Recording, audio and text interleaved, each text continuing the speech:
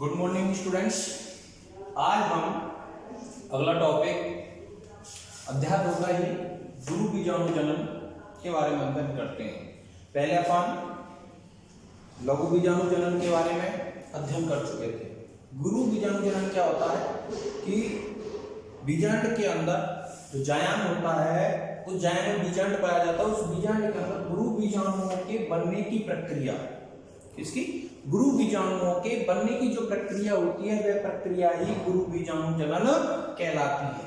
गुरु बीजाणुओं का निर्माण जो हमारी बीजांड का होता है उसकी जो हाइपोडर्मिस होती है, उस हाइपोडर्मिस की कुछ कोशिकाएं अन्य कोशिकाओं की तुलना में आकार में बड़ी, स्पष्ट केंद्रक युक्त और सघन जीवद्रव्य वाली होती है। उन कोशिकाओं को हम प्रपशु कोशिका कहते हैं। ये प्रपशु कोशिकाएं जो होती है उनमें विभाजन होता है। कौन सा? परिणत विभाजन पाया जाता है। परिणत विभाजन द्वारा यह कोशिका दो कोशिकाओं में विभाजित हो जाती है। जो प्रपशु कोशिका की वह दो कोशिकाओं में विभाजित हो जाती है। एक कोशिका हाइपोडर्मिस की तरफ बनती है और दूसरी उसके अंदर की तरफ बनती है। जो बाहर की तरफ कोशिका बनती है उस कोशिका को हम प्राथमिक भित्ति कोशिका, जबकि अंदर की तरफ जो कोशिका बनती है उसे प्राथमिक बीजाणु जन कोशिका कहते हैं। अब इस प्राथमिक भित्ति कोशिका बारंबार विभाजित होकर या तो भित्तियों का निर्माण करेगी, जो भी लेयर होती है हाइपोडर्मिस, एंडोथीशियम वगैरह, अथवा यह अविभाजित रहकर लेयर का निर्माण करती है। जबकि प्राथमिक बीजाणु जन जो कोशिका होती है उसमें कोई विभाजन नहीं होता है। वह बिना विभाजित हुए गुरु बीजाणु मात्र कोशिका का कार्य करती है। ये किसका काम करती है? गुरु बीजाणु मात्र कोशिका का निर्माण करती है। अब ये गुरु बीजाणु मात्र कोशिका का कार्य करेगी तो इसमें अर्धसूत्री विभाजन होता है। अर्धसूत्री विभाजन द्वारा इसके अंदर चार अगुणित कोशिकाओं का निर्माण होता है जिन्हें गुरु बीजाणु कहते हैं।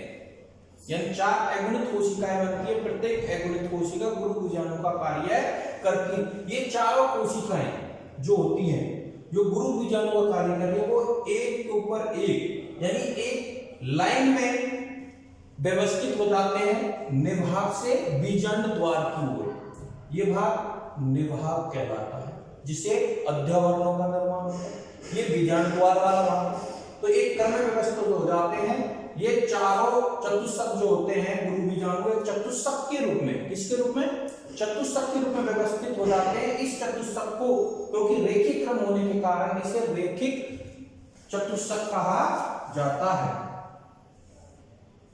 रेखिक चतुष्क। इस रेखिक चतुष्क का जो निभाग वाला भाग है वहां पर जो गुरु बीजाणु पाया जाता है वह गुरु बीजाणु सक्रिय होता है, सक्रिय गुरु बीजाणु कहलाता है। जबकि अन्य तीन गुरु बीजाणु जो ये होते हैं अन्य तीन, ये गुरु बीजाणु नष्ट हो जाते हैं, हासित हो जाते हैं और हासित होकर इस सक्रिय गुरु बीजाणु को पोषण प्रदान करने का कार्य करते हैं। ये जो कहे सक्रिय गुरु बीजाणु के कारण ये तीनों निष्क्रिय रहते हैं और निष्क्रिय रहकर सक्रिय गुरु बीजाणु को पोषण प्रदान करने का कार्य करते हैं। ये सक्रिय गुरु बीजाणु अब वृद्धि करता है, उसे पोषण मिल गया। कौन से भाग वाला? निभाग वाला गुरु बीजाणु ही सक्रिय होता है और किसका काम करेगा? मादा युग्मकोद्भिद का। तो पोषण प्राप्त करके वृद्धि एवं परिवर्धन के द्वारा भ्रूण कोश का निर्माण करता है। किसका निर्माण करता है? भ्रूण कोश का निर्माण करता है। और ये भ्रूण कोश ही युक्त गुरु बीजाणु मादा युग्मकोद्भिद कहलाता है। क्या कहलाता है? मादा युग्मकोद्भिद कहलाता है। इसके बाद हम बात करते हैं मादा युग्मकोद्भिद की।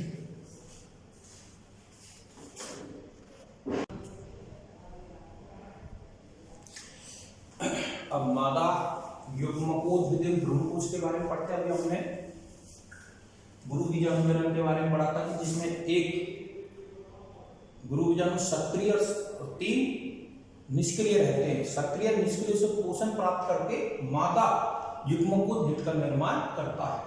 जो सक्रिय गुरु बीजाणु होता है वो सक्रिय गुरु बीजाणु मादा युग्मकोद्भिद निर्माण की प्रथम कोशिका का कार्य करता है। इस सक्रिय गुरु बीजाणु को भ्रूणकोश मात्र कोशिका भी कहा जाता है। अब भ्रूणकोश मात्र कोशिका या सक्रिय गुरु बीजाणु बीजांडकाय से, जो बीजांडकाय होता है उससे पोषण प्राप्त करके, क्या करके, पोषण प्राप्त करके अपने आकार में वृद्धि कर लेता है तथा अधिकांश बीजांडकाय के भाग को घेर लेता है। इस कोशिका के अंदर छोटी छोटी रिक्तिकाओं का निर्माण होता है। ये छोटी छोटी सभी रिक्तिकाएं संयुक्त होकर बड़ी रिक्तिकाओं का निर्माण कर लेती हैं।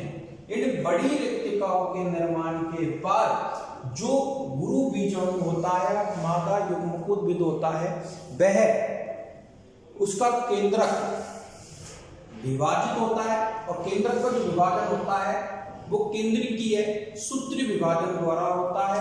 3 बार विभाजित होता है केंद्रक, जिसके फलस्वरूप 8 कोशिकाओं का, इनका 8 कोशिकाओं का निर्माण होता है या 8 केंद्रकों का निर्माण होता है।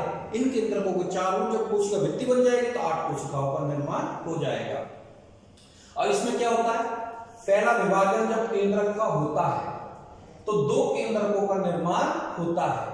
ये दोनों केंद्रक बड़ी रिक्तिका बनने के साथ, जैसे जैसे रिक्तिकाएं संयुक्त होंगी केंद्रक का भी विभाजन उसी समय होता है। 2 केंद्रक बनते हैं, ये दोनों केंद्रक रिक्तिका संयुक्त होकर जब बड़ी रिक्तिका का निर्माण करती हैं तो दोनों केंद्रक बीजांडकाय के दोनों सिरों की ओर चले जाता है। एक केंद्रक निभाग वाले भाग की ओर और दूसरा बीजांड द्वार वाले छोर की ओर चला जाता है। अब इन केंद्रकों में, ये प्रथम विभाजन हो गया, अब इन केंद्रकों में दोनों तरफ द्वितीय विभाजन प्रारंभ होता है। यह विभाजित होकर 2 केंद्रकों में बढ़ता है। बीजांड द्वार का भी विभाजित होकर 2 केंद्रकों में बढ़ जाता है। पुनः तीसरे विभाजन में दोनों केंद्रक दोनों ओर के विभाजित होकर 4-4 केंद्रकों का निर्माण करते हैं। इस प्रकार 3 विभाजनों द्वारा, पहला, दूसरा और तीसरा, 3 विभाजनों द्वारा 8 केंद्रकों का निर्माण होता है। इनके चारों ओर जीव द्रव्य और कोशिका भित्ति बन जाने से 8 कोशिकाओं का निर्माण होता है। अब निभाग वाले सिरे की ओर से और बीजांड द्वार वाले सिरे की ओर से एक एक केंद्रक मध्य भाग की ओर आ जाते हैं। इस प्रकार मध्य भाग में 2 केंद्रक तथा निभाग वाले छोर और बीजांड वाले छोर पर 3-3 केंद्रक रह जाते हैं। मध्य वाले भाग के दोनों केंद्रकों के चारों ओर कोशिका भित्ति बनने से एक द्वितीयक कोशिका का निर्माण होता है, जिसके अंदर दोनों केंद्रक ध्रुवीय केंद्रकों का कार्य करते हैं। ये दोनों केंद्रक संयुक्त होकर द्वितीय केंद्रक का निर्माण कर लेते हैं। इसी प्रकार निभाग वाले छोर की ओर, कौन सा भाग, निभाग वाला जो छोर होता है उसकी ओर उपस्थित तीनों केंद्रक भी भित्ति निर्माण द्वारा 3 कोशिकाओं के समूह का निर्माण करते हैं।